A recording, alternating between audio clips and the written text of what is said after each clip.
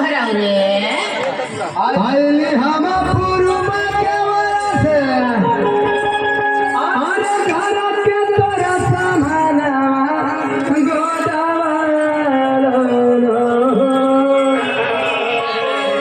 आपण हात गोदार अरे कौन नहीं बता रे गोरा गोरा होए तो मैं हाथ दिया गोरा भाऊजी काय केलं तर हो का गोद करा अरे भाई गोदाना गोदाता अच्छा अच्छा गोद ना गोद करा हाँ कई प्रकार का गोदीला हाँ ना जैसन जैसन पहले